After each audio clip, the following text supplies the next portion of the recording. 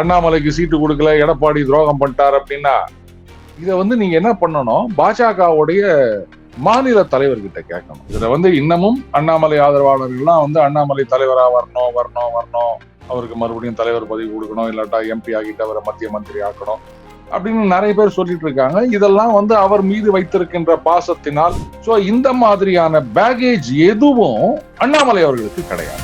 அப்ப அவரு தைரியமா இறங்கி அடிக்கலாம். அவரு கவுண்டர் கொடுத்தார் அப்படின்னு சொன்னா அதை திருப்பி தாக்குவதற்கு ரொம்பவே கஷ்டம். காக்ரோச் ஜனதா பார்ட்டி அப்படின்னு ஏன் காக்ரோச் காங்கிரஸ்னு பேர் வைக்க வேண்டியது தானே, ஏன் ஜனதா பார்ட்டின்னு வைக்கிறீங்க? அதுல இருந்தே உங்க லட்சணம் என்ன அப்படின்னு எனக்கு புரியுது இல்லையா? இப்ப நான் கேக்குறேன், ஊரெல்லாம் போயிட்டு இத பாருங்க, இந்த ஆஸ்பத்திரிக்கு போனேன், அங்க எத்தனை தலித் இருக்காங்க, எத்தனை ஓபிசி இருக்காங்க, அவங்களுக்கு எல்லாம் எதுவுமே கிடைக்கல அப்படின்னு உளறிட்டு திரியறாரு ராகுல். இப்போ கேரளால வாய்ப்பு கிடைச்சது இல்ல, அதே மாதிரி ஒரு தரித்த ஒரு சிஎம் ஆக்கி இருக்கலாம்ல. முதல்ல இந்த அரசியல்வாதிகள் வைக்கும் இந்த குற்றச்சாட்டு ஜாதி அரசியல் பண்றாங்க அப்படின்னு. ஆனா அரசியல்வாதிகளை தவிர மற்ற ஊடகவியலாளர்கள், பத்திரிகையாளர்கள் இவங்கெல்லாம் தான் என்னென்ன ஜாதிக்கு இவ்வளவு ரெப்ரசன்டேஷன் இப்படின்னு ஜாதி கணக்கு பார்த்துட்டு இதுல பர்சன்டேஜ் எல்லாம் போட்டு ஒர்க் அவுட் பண்ணிட்டு இருக்காங்க. தாவேகாக்கு விழுந்த ஓட்டு அப்படின்றது இது வேறங்க, அவங்க கேண்டிடேட் யாருன்னு கூட உங்களுக்கு தெரியாதுங்க. அப்புறம் தானே அவங்க ஜாதி என்னன்னு தெரியுது. திமுக பாஜக இடையே பேச்சுவார்த்தை நடந்தது அப்படின்ற மாதிரி எல்லாம் கருத்துக்கள் கொண்டிருக்கின்றன. அது ஆதவ அர்ஜுனா அவர்கள் கூட சொல்லிட்டாரு, இந்த மாதிரி அதிமுகவை நாங்கள் தோழமையுடன் தான் பார்க்கிறோம் அப்படின்னு வேற சொல்லியிருக்காரு. அது என்னத்துக்குன்னு தெரியல. இதுல பிசிகாவுக்கு நல்லா புரிஞ்சிருக்க ஒரு விஷயம், இன்றைக்கு அவங்க தாவேகாவுடன் தான் இனிமேல் பயணிக்க வேண்டிய கட்டாயம். சிவா, திமுக சுத்தமா எல்லாவற்றையும் இழந்து விட்டார்கள். யாரு? பிசிகா, கம்யூனிஸ்ட், ஐயுஎம்எல் அவங்க இருக்காங்க. அதிமுகவுக்கு அமைச்சரவையில இடம் கொடுக்க கூடாதுன்னு இப்போ அண்டர்லைன் பண்ணிக்காங்க சொல்ற அளவுக்கு. அது எப்பவுமே இருக்குமா அப்படின்னு எனக்கு தெரியாது. சிவா, திமுக எல்லாம் அதிமுக வஞ்சி போயிடுச்சு, ஒண்ணு இல்லாம போயிடுச்சு, மூணாவது இடத்துக்கு போயிடுச்சு, இப்படிதான் பேசி நிக்கிறாங்க. திமுக ஒண்ணு இல்லாம போயிடுச்சுன்றது 2029 தான் உங்களுக்கு தெரியும்.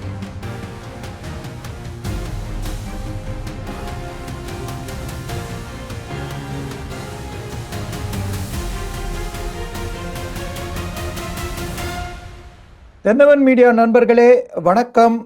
இன்று தாவேகா அரசு தன்னுடைய அமைச்சரவை விரிவாக்கத்தை செய்திருக்கிறது. நம்ம பல விதமான காம்பினேஷன் அதை பார்க்குறோம்.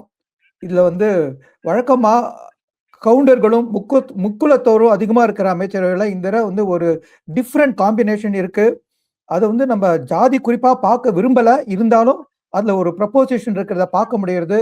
வித்தியாசமாக ஐயுஎம்எலும் அந்த இதில் பங்கேற்றிருக்கு, விசிகா பங்கேற்க போகிறது, காங்கிரஸ் பல தசாப்தங்களுக்கு அப்புறம் ஒரு ஆட்சியில பங்கேற்கிற ஒரு நிலைமையில அவங்களும் சந்தோஷமா இருக்காங்க. இந்த மாதிரி ஒரு விஜய் அமைச்சர் இந்த அமைச்சரவை ஒரு புரட்சியா இல்லாட்டி இது ஒரு கவர்ச்சிகரமான ஒரு ஸ்கேமா, இது பின்னாடி என்ன இருக்கலாம் அப்படின்னு நம்ம திரு அருண்கிட்ட கமெண்ட் கேட்டு பெறுவோம். வணக்கம் சார். வணக்கம் சிவா, நல்ல கேள்வி. முதல்ல இந்த அரசியல்வாதிகள் வைக்கும் இந்த குற்றச்சாட்டு ஜாதி அரசியல் பண்றாங்க அப்படின்னு. ஆனா அரசியல்வாதிகளை தவிர மற்ற ஊடகவியலாளர்கள், பத்திரிகையாளர்கள் இவங்கெல்லாம் தான் என்னென்ன ஜாதிக்கு இவ்வளவு ரெப்ரசன்டேஷன் இப்படின்னு ஜாதி கணக்கு பார்த்துட்டு இதுல பர்சன்டேஜ் எல்லாம் போட்டு ஒர்க் அவுட் பண்ணிட்டு இருக்காங்க. இந்த ஜாதிக்கு இத்தனை பர்சன்ட், இதுக்கு முன்னாடி இவ்வளவு பர்சன்ட் இருந்தாங்க, இப்போ இவ்வளவு பர்சன்ட் இருக்காங்க அப்படின்னு. என்ன பொறுத்த வரைக்கும் ஒரு மனுஷனா பாருங்க, மந்திரியா பாருங்க. மந்திரின்றது யாருங்க? அந்தந்த துறையை முன்னேற்றத்துல கொண்டு செல்ல வேண்டும், அதுக்கப்புறம் ஊழல் இல்லாம நடத்த வேண்டும், மக்களுக்கு நல்லது பண்ணணும். இதுக்காகத்தானே மந்திரிகள்னு நியமிக்கிறாங்க. அதுல போயிட்டு இவர் இன்ன ஜாதி அன்ன ஜாதி, இப்ப இன்ன ஜாதிக்கு இவ்வளவு ரெப்ரசன்டேஷன் கொடுத்தா அந்த ஜாதி வளரும், இந்த ஜாதி, இதெல்லாம் என்ன கணக்குன்னு எனக்கு புரியல. சொல்ல போனா தாவேகாக்கு விழுந்த ஓட்டு அப்படின்றது இது வேறங்க, அவங்க கேண்டிடேட் யாருன்னு கூட உங்களுக்கு தெரியாதுங்க. அப்புறம் தானே அவங்க ஜாதி என்னன்னு தெரியுது. அப்புறம் இதுல போயிட்டு ஜாதி கணக்கெல்லாம் போட்டுனுக்குறாங்க. எனக்கு என்ன சொல்றதுன்னு புரியல. ஆனா ஒரு விஷயம் மட்டும் நான் கவனிக்கிறேன், காங்கிரஸ் இத்தனை வருடங்களுக்கு பிறகு தமிழகத்துல அமைச்சரவையில் இடம்பெற்றிருக்கின்றது அப்படின்னு. இது முழுக்க முழுக்க சந்தர்ப்பவாதம். எங்கடா சான்ஸ் கிடைக்கும்னு பார்த்திருந்தாங்க, தேர்தலுக்கு முன்னாடியே போனா அப்படின்னு நினைச்சிருந்தாங்க. இப்ப மாணிக்கம் தாகூர் சொல்லியிருக்காரு, அதாவது திமுக பாஜக இடையே பேச்சுவார்த்தை நடந்தது அப்படின்ற மாதிரி எல்லாம் கருத்துக்கள் கொண்டிருக்கின்றன. அப்படியே ஆளுக்கு அடிச்சு ஓட வேண்டியதான். அங்க போனதுக்கு ஏதாவது ஒரு ஜஸ்டிபிகேஷன் வேணும் இல்லையா? அதனால இவங்க மேல புழுதி வாரி தூத்துறது அப்படின்னு ஆரம்பிச்சிட்டாங்க. சரி, இருந்துட்டு போட்டோம். இப்போ காங்கிரஸுக்கு ரைட்டு சவுத்துல இப்போ கேரளால வந்துட்டாங்க, தெலுங்கானால இருக்காங்க, கர்நாடகால இருக்காங்க, ஆந்திரால துறை தெரியப்பட்டார்கள், பாண்டிச்சேரியிலும் இப்ப கிடையாது. சரி, ரைட்டு, நாங்களும் இத்தனை மாநிலத்துல இருக்கோம் அப்படின்னு பாஜகவுக்கு கவுண்டர் கொடுக்கறதுக்கு இது நமக்கு யூஸ் ஆகும் அப்படின்னு. அடுத்தது இதுல சொல்றாங்க பாருங்க, பிராமணர்களுக்கு வந்து 2 பேருக்கு மந்திரி சபை கொடுக்கப்பட்டிருக்கின்றது அப்படின்னு. இது ஏன்னா ஒரு பெரிய விஷயமாவே பார்க்கல. ஏன்னா என்ன பொறுத்த வரைக்கும் மந்திரி இஸ் மந்திரி இஸ் மந்திரி. மக்களுக்கு என்ன பண்றார் அவ்வளவுதான். இவர் இன்ன ஜாதியில இருக்கவர் அப்படின்றதுனால அவர் பண்ற தப்பெல்லாம் கண்டுக்க கூடாது, இல்ல இன்ன ஜாதியில இருக்கிறதுனால அவரை வந்து குறை சொல்லிட்டே இருக்கணும் அப்படின்றதெல்லாம் எனக்கு கிடையாது. யாரா இருந்தாலும் நல்லது பண்ணோம் தட்டி கொடுப்போம், தப்பு பண்ணோம் தட்டி கேட்போம், இவ்வளவுதான் நம்ம பாலிசி. இதுல ஒரு விஷயம் நான் கவனிக்கிறேன். இது வந்து திமுக ரொம்ப நாளா பண்ண தப்பு. கூட்டணி கட்சிகளுக்கு வந்து இடம் கொடுப்பதில்லை அப்படின்றது வந்து அவங்க ரொம்ப நாளா ஒரு கொள்கையாவே வச்சிருக்காங்க. சொல்ல போனா காங்கிரஸ் தயவுல ஒரு மைனாரிட்டி கவர்மெண்ட் கலைஞர் அவர்கள் ஃபார்ம் பண்ணும்போது கூட இதுதான், அதாவது மாநிலத்தில் சுயாட்சி மத்தியில் கூட்டாட்சி அப்படின்றதுக்கு புதுசா ஒரு விளக்கம் கொடுப்பாங்க. ஆக்சுவலா வந்து அந்த பெடரல் பவர்ஸ் அப்படின்றதுக்கு தான் சொன்னது இந்த வாசகம்.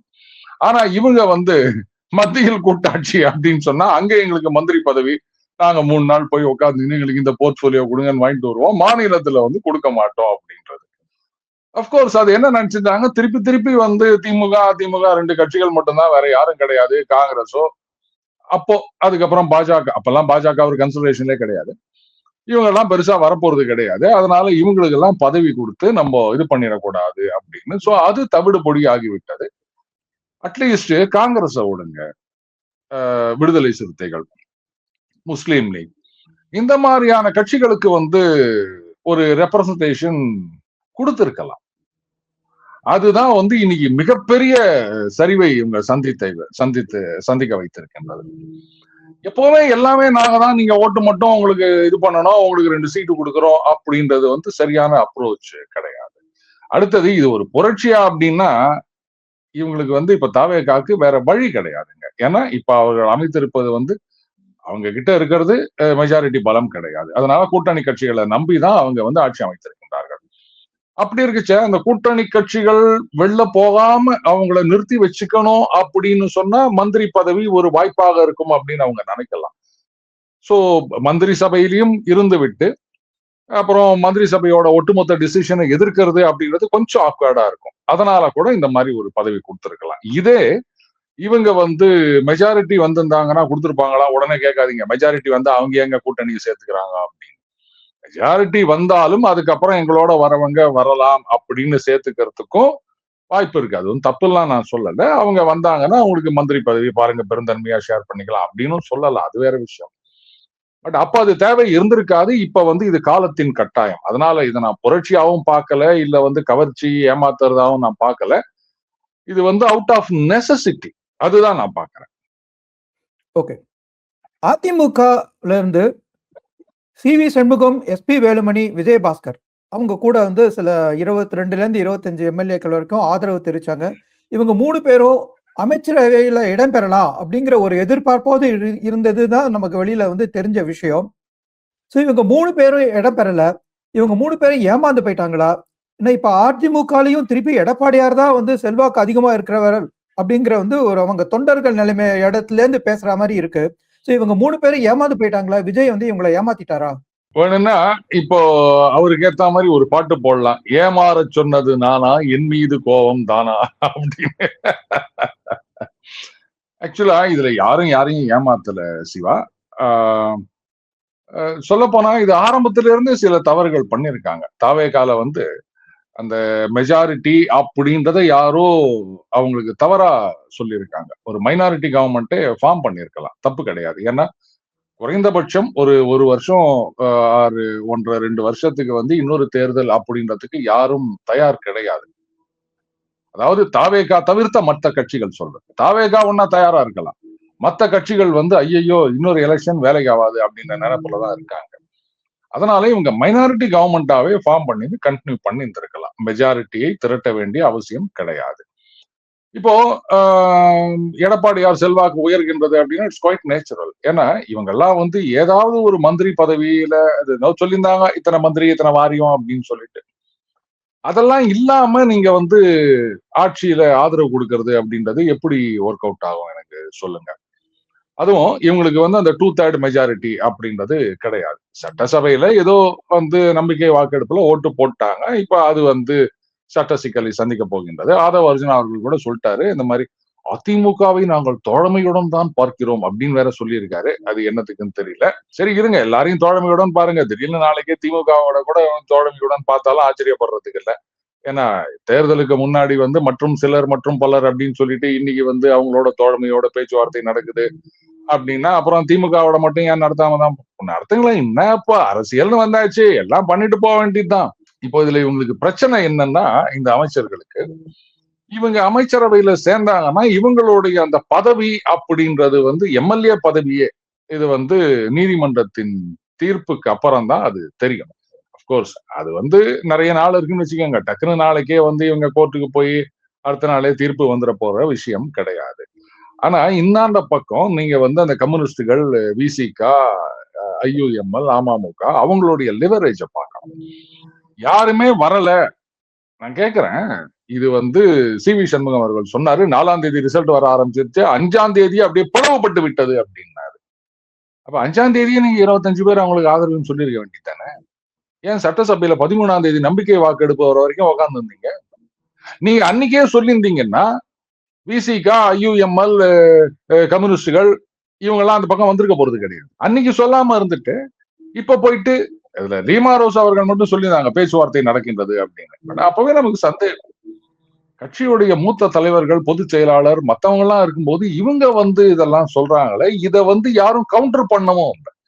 அந்த 22 பக்கத்துல இருந்து கவுண்டர் வரல, 25 பக்கத்துல இருந்து கவுண்டர் வரல. அப்போ இது வேற ஏதோ சக்திகள் நடுவுல வந்து விளையாடுகின்றார்கள் அப்படின்றது நல்லாவே தெரிஞ்சு போச்சு.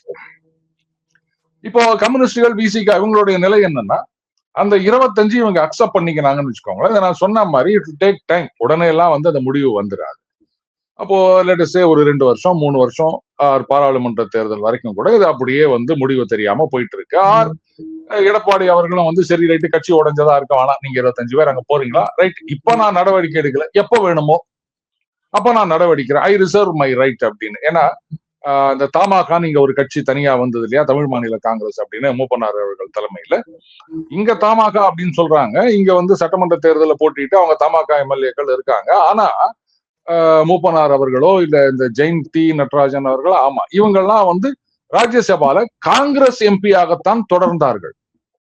காங்கிரஸ்ல இருந்து வந்து நாங்க அவங்க தனி கட்சி ஆரம்பிச்சிட்டாங்க, அவங்களை டிஸ்குவாலிஃபை பண்ணணும் அப்படின்னு சொல்லவே இல்லை. அந்த டேர்ம் முடியறதுக்கு ஒரு சில மாதங்கள் முன்னாடி அப்ப சிவசேனால இருந்தாருன்னு நினைக்கிறேன் ஒருத்தர். அவர் தான் வந்து ஒரு பிரச்சனை ரைஸ் பண்ணாரு. எப்படிங்க அவங்க தமாகான்னு இருக்காங்க, இங்க வந்து காங்கிரஸ் இருக்காங்களா அப்படின் போது அப்ப டக்குன்னு பதவியை ராஜினாமா பண்ணார் அப்படின்னு நம்ம பாக்குறோம். சோ அந்த மாதிரி அண்டர்ஸ்டாண்டிங்ல அதிமுக வந்து சரி நீங்க வந்து ரைட் அங்கேயே இருங்க, மந்திரி பதவி வாங்குறீங்களோ வாங்கலையோ அது உங்க சௌகரியம், நாங்க இப்போதைக்கு நடவடிக்கை எடுக்க மாட்டோம் அப்படின்னு இருந்தாங்கன்னு சொன்னா அது அப்படியே கண்டினியூ ஆயிருந்திருக்கலாம். பட் விசிக்கு அவங்களுடைய அந்த இம்பார்ட்டன்ஸ் அப்படின்றது போயிடும். அவங்க வந்து பாலிசி டிசிஷனோ இல்ல வேற எந்த டிசிஷனாவோ இருந்தாலுமே எந்த விதமான ஒரு ப்ரெஷரையும் அவங்களால கொடுக்க முடியாது. என்ன நடவடிக்கை எடுத்தாலும் வெளில வந்தோம் அப்படின்னு சொன்னா அதுக்கப்புறம் ஒண்ணுமே இருக்காது. இதுல விசிகாவுக்கு வந்து நல்லா புரிஞ்சிருக்க ஒரு விஷயம், இன்றைக்கு அவங்க தாவேகாவுடன் தான் இனிமேல் பயணிக்க வேண்டிய கட்டாயம் சிவா. ஏன்னா அவர் கிளீனா பர்சன்டேஜோட சொல்லிட்டாரு. அதாவது 80% கிறிஸ்தவர்கள் அந்த பக்கம் போயிட்டாங்க. இது வரைக்கும் விஜய் அப்படின்னப்பட்டவர் இப்ப வந்து ஜோசப் விஜய்னு பிராண்டிங் பண்றாங்க அப்படின்னு அவர் சொல்லிட்டாரு. அப்ப இவர் மறுபடியும் திமுக பக்கம் வந்தாலுமே இவர் வரலாம், மிஞ்சி மிஞ்சி போனா இவர் கட்சி எம்எல்ஏக்கள் வரலாம்.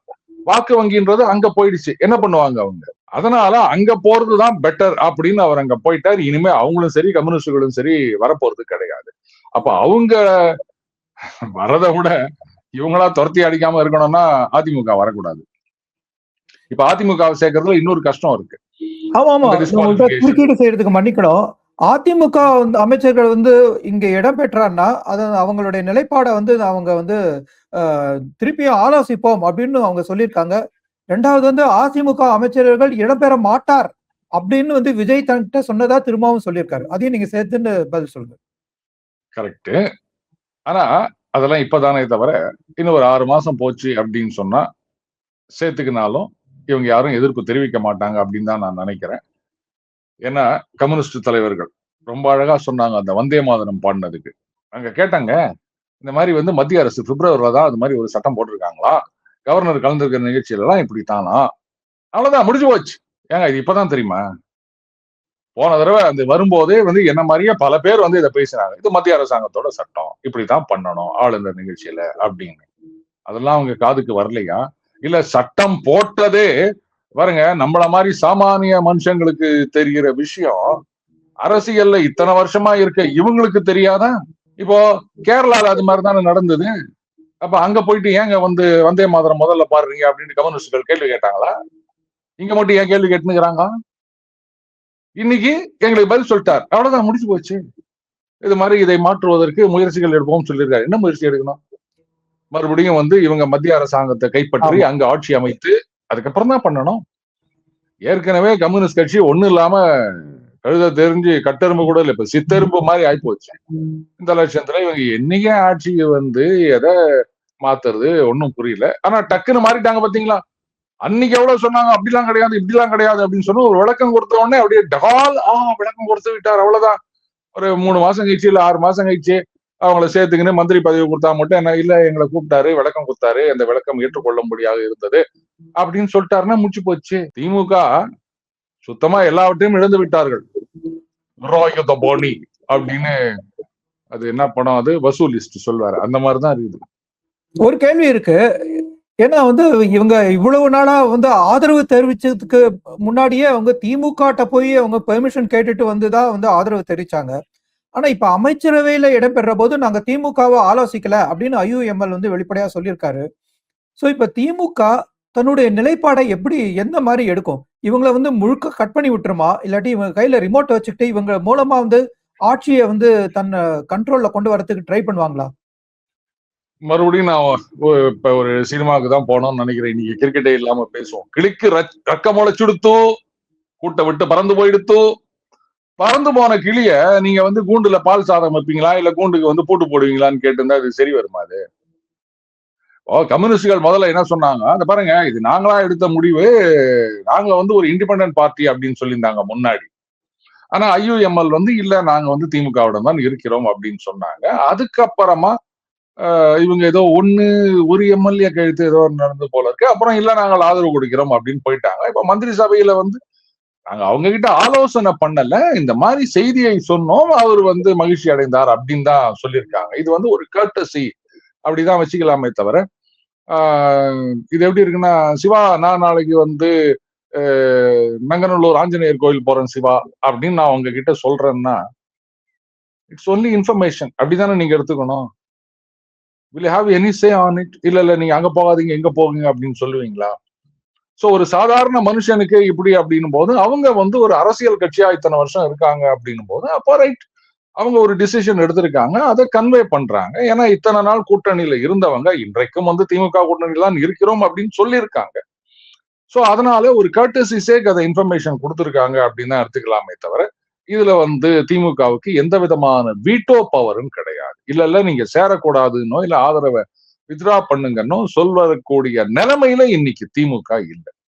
ஆனா அவங்க இருக்காங்க, யாரு, விசிக, கம்யூனிஸ்ட், ஐயுஎம்எல், அவங்க இருக்காங்க அதிமுகவுக்கு அமைச்சரவையில இடம் கொடுக்க கூடாதுன்னு இப்போ அண்டர்லைன் பண்ணிக்காங்க சொல்ற அளவுக்கு. அது எப்பவுமே இருக்குமா அப்படின்னு எனக்கு தெரியாது சிவா. ஆனா திமுக இதுல எதுக்கு வந்து மகிழ்ச்சி அடையணும்? அவர் மகிழ்ச்சி அடைந்தாருன்னு சொல்லியிருக்காங்க. திமுகவுக்கு இதுல உண்மையா மகிழ்ச்சி இருக்குமா? அவங்களுடைய அரசியல் நிலை என்ன ஆகும்? ஏங்க இது எனக்கு ரொம்ப சோகமா இருக்குது. எல்லாரும் எங்களை விட்டுட்டு அங்க போயிட்டீங்களே அப்படின்னு ஓப்பனா சொல்ல முடியுமா? திமுக எல்லாம் வந்து அதிமுக வஞ்சி போயிடுச்சு, ஒண்ணு இல்லாம போயிடுச்சு, 3வது இடத்துக்கு போயிடுச்சு, இப்படிதான் பேசி நிக்கிறாங்க. திமுக ஒண்ணு இல்லாம போயிடுச்சுன்றது 2029 தான் உங்களுக்கு தெரியும். அன்னைக்கு யாரும் கூட இருக்க போறது கிடையாது, தனியா நிக்க போறாங்க அவங்க. கூட்டணிக்கே யாரும் வரப்போறது கிடையாது. தனியா நின்றாங்கன்னா அவங்களால ஒண்ணும் பண்ண முடியாதுன்றது உலகத்துக்கே தெரியும். அப்படிப்பட்ட ஒரு நிலைமையில இன்னைக்கு திமுக இருக்காங்க. அதனாலதான் பாத்தீங்கன்னா இப்போ ரொம்ப ஃப்ரஸ்ட்ரேஷன்ல இருக்காங்க. 6 மாசம் அப்படின்னு டைம் கொடுத்தவங்க 6வது நாள்ல இருந்தே திருப்பி தாக்க ஆரம்பிச்சிட்டாங்க. அப்படி பண்றாங்க, இப்படி பண்றாங்க, பொய் சொல்லி ஏமாத்திட்டாங்க, சின்ன குழந்தைகளா இது பண்ணிட்டாங்க, இன்ஸ்டாகிராம நம்பாதீங்க அப்படின்லாம் சொல்லிட்டு இருக்காங்கன்னா இதான் காரணம். இனிமே அவங்களுக்கு அரசியல் எதிர்காலமே இல்லை அப்படின்றது அவங்களுக்கு புரிஞ்சிச்சு சிவா.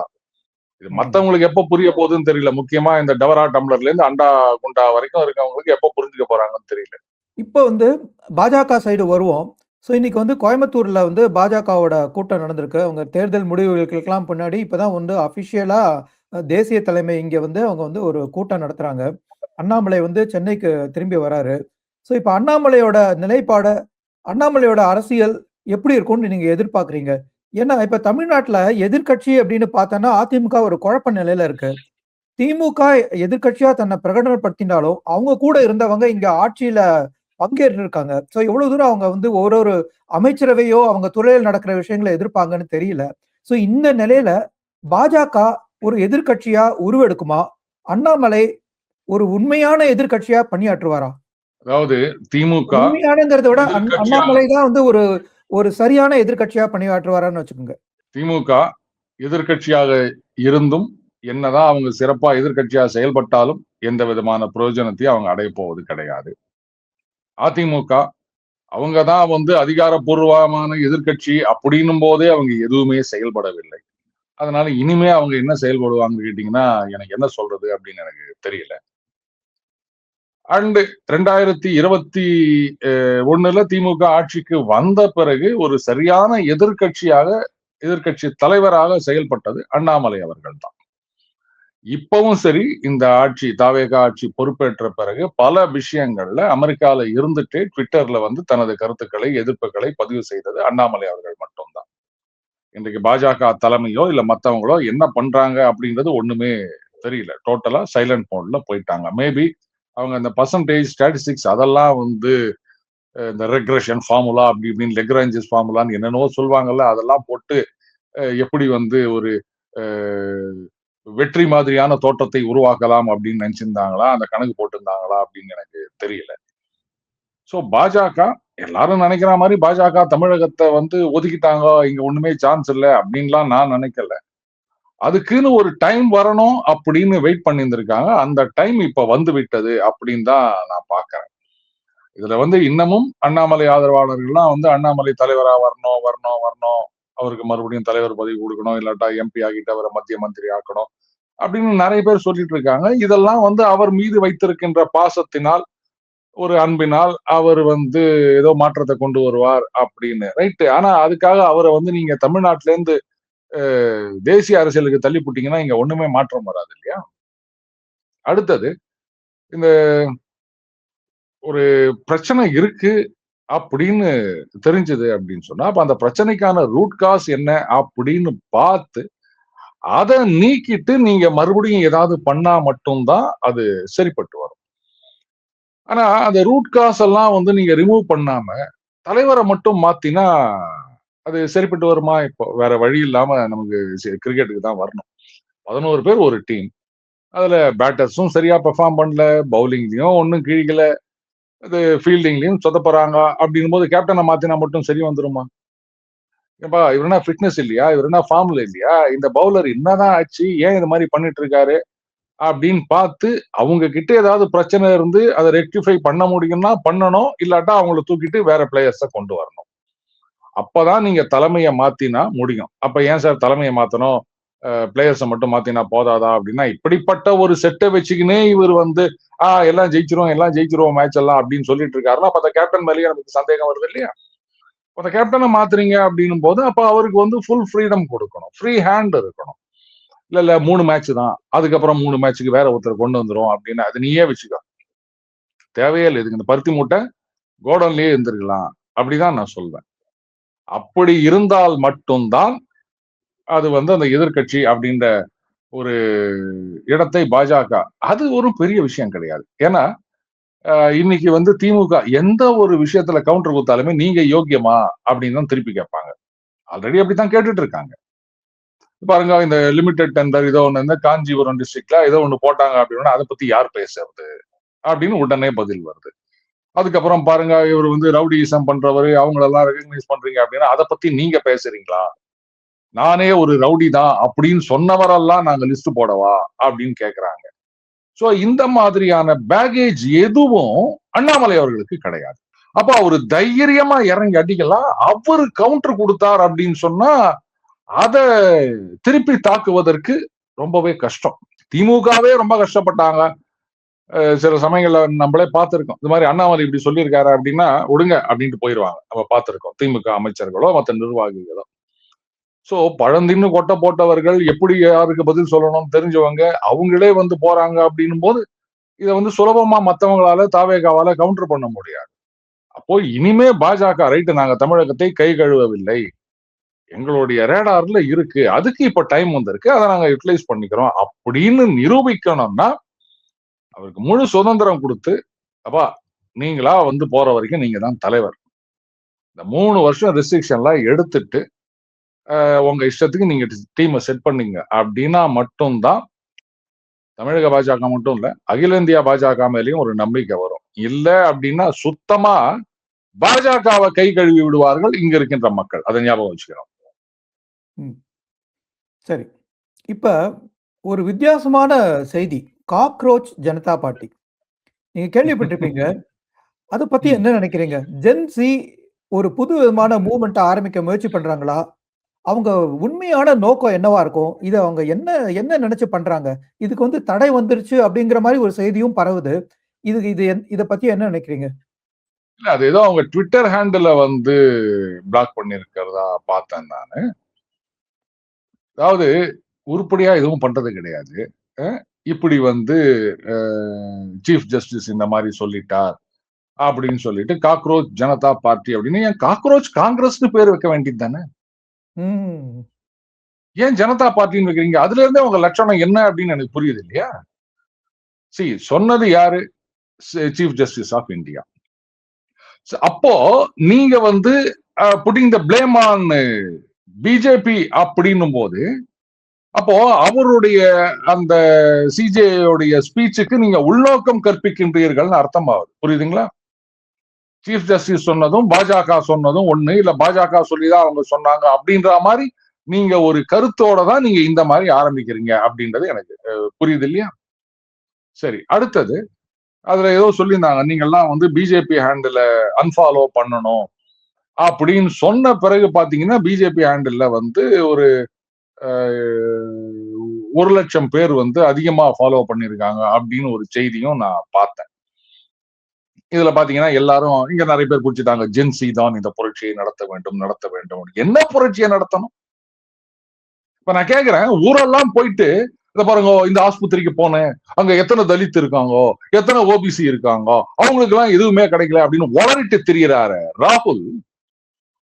இப்போ கேரளால வாய்ப்பு கிடைச்சது இல்ல, அதே மாதிரி ஒரு தலித்த ஒரு சிஎம் ஆக்கி இருக்கலாம்ல, ஒரு மைனாரிட்டியை சார்ந்தவர் சிஎம் ஆக்கி இருக்கலாம்ல.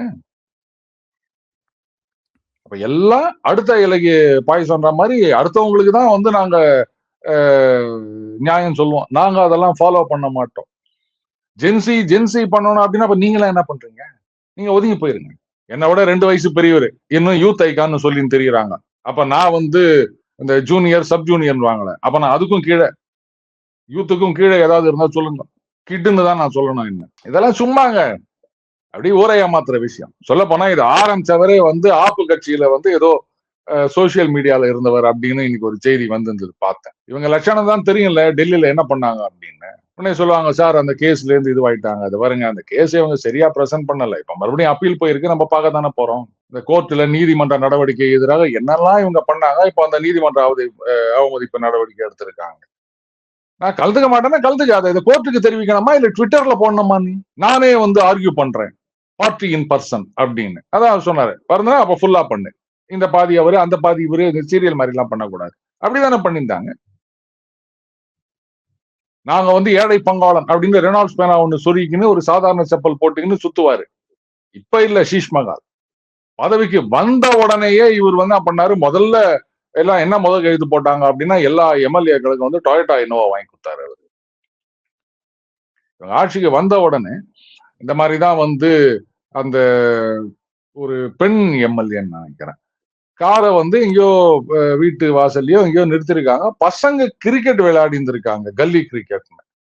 அந்த பால் பட்டு ஏதோ இதுவாயிடுச்சு, கார் மேல ஊந்துச்சு. அதுக்கு பெரிய இஷ்யூ ஆக்கி அதை வந்து கான்ஸ்பிரசி மாதிரி கொண்டு போய் அதுக்கப்புறம் இன்னொரு மினிஸ்டர் வந்து நான் நைட் இன்ஸ்பெக்ஷன் போறேன் அப்படின்னு சொல்லிட்டு இந்த வெளிநாட்டுல இருந்து இங்க வந்து தங்கி படிக்கின்ற பெண்கள், அந்த ஏதோ ஆப்பிரிக்கன் நேஷன்ஸ்ல இருந்து வந்தவங்க, அவங்க மேல எல்லாம் அவதூறா குற்றம் சாட்டி அவங்க எல்லாம் இந்த மாதிரி பண்றாங்க அந்த மாதிரி பண்றாங்க இவங்க மேல எல்லாம் அரெஸ்ட் பண்ணுன்னு சொல்லி, சார் லேடி கான்ஸ்டபிள் இல்லாம அதுவும் நைட்ல இதெல்லாம் பண்ணக்கூடாது சார் அப்படின்னு போலீஸ் சொல்லியும் கேட்காம அது ஒரு இன்டர்நேஷனல் இஷ்யூ ஆகி போச்சு. அந்த ஆப்பிரிக்கன் நேஷன்லாம் வந்து இங்க வந்து எதிர்ப்பை தெரிவிக்கின்றார்கள். என்னங்க இது எங்க நாட்டு மக்கள் எல்லாம் வந்திருக்காங்க இந்த மாதிரி எல்லாம் அது வந்து பியூர் ரேசிசம் அப்படின்னு. சோ அந்த கட்சியில இருந்து ஒருத்தர் வந்து ஆரம்பிக்கிறாருன்னா அதுல இருந்து லட்சணம் என்னன்னு தெரிய வேணாமா? இவ்வளவு ஏங்க அந்த கொரோனா ஆகும்போது மறுபடியும் இவங்க இதுதான் பண்றாங்க. இன்டர்நேஷனலா ஏதாவது பிரச்சனை பண்ணணுன்றதுக்காக அந்த சிங்கப்பூர் அப்படி இப்படின்னு ஒரு குறைய சொன்னாரு. அவங்க இருந்து கூப்பிட்டு என்னங்க இது மாதிரி எல்லாம் பேசிட்டு இருக்கீங்க அப்படின்னா.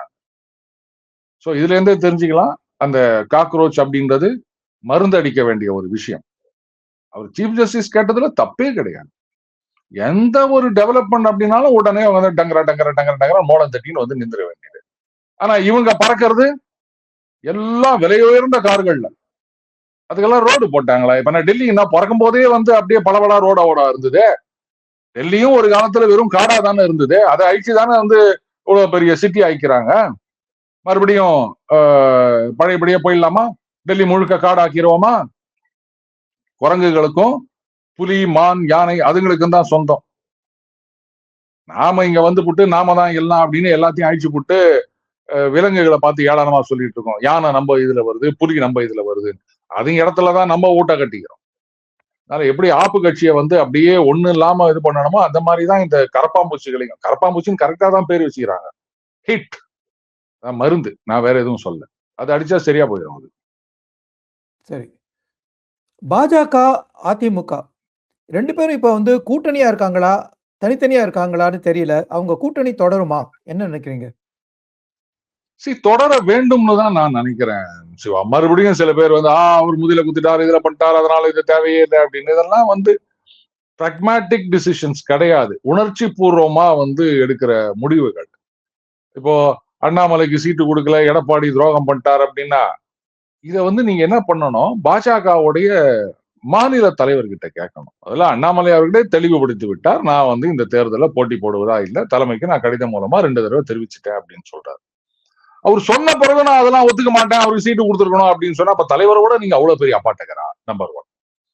நம்பர் 2, சரி அவர் இவ்வளவுதான் சீட்டு கொடுத்தார், ஜெயிக்க முடியாத சீட்டு கொடுத்திருக்கார் அப்படின்னா மாநில தலைவர்கள் அதுக்கப்புறம் வந்து அந்த மத்த மூத்த நிர்வாகிகள் அவங்க எல்லாம் என்ன பண்ணியிருந்தாங்க?